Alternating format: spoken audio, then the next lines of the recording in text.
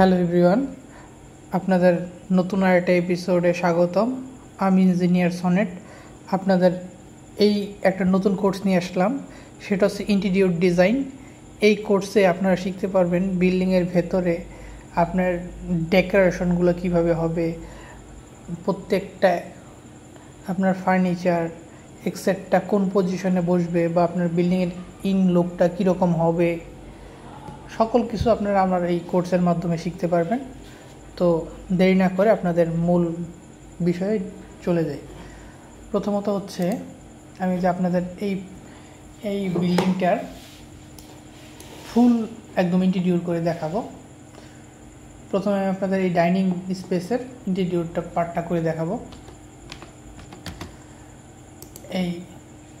এই ডাইনিং স্পেসের এই এরিয়াটার আমরা প্রথম ইন্টেরিয়র ডিজাইন করব।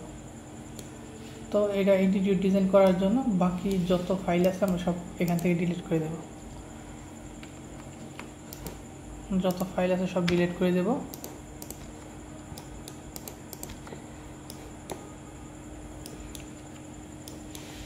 এটা এই এরিয়ার সাথে রিলেটেড না, ওই পোর্শনগুলো সব কেটে ফেলবো।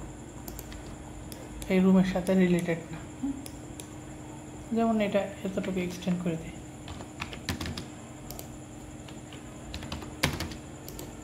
এটা এটার সাথে রিলেটেড না।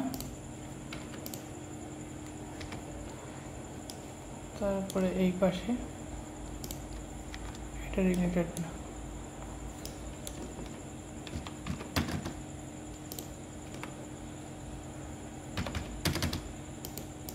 তাহলে মোটামুটি এখন এগুলো সব ডিলিট করে ফেলা যায়।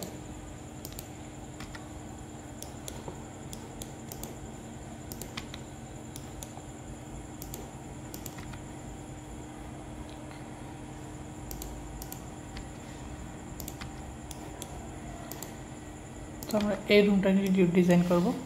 এই জন্য আমরা এই যে মাঝখানের এই লাইনগুলো রাখবো না, তারপরে এই ফার্নিচারগুলো রাখবো না, এই কোনো লেখা টেখা কিচ্ছু রাখবো না। শুধু আমরা এই রুমটা শুধু আমরা এই রুমটারে 3ds ম্যাক্সে ইনপুট করব। তারপরে আপনাদের বাকি ডিজাইনগুলো আপনাদের দেখাবো। প্রথমে ফাইলটা সেভ করে নিই। এই সেভ এস করে নিলাম, ফাইলটা ডেস্কটপে নিলাম, ফাইল নাম দিলাম হলো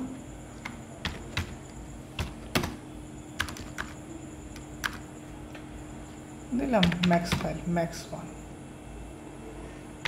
ওয়ান নামে ফাইলটা সেভ করলাম।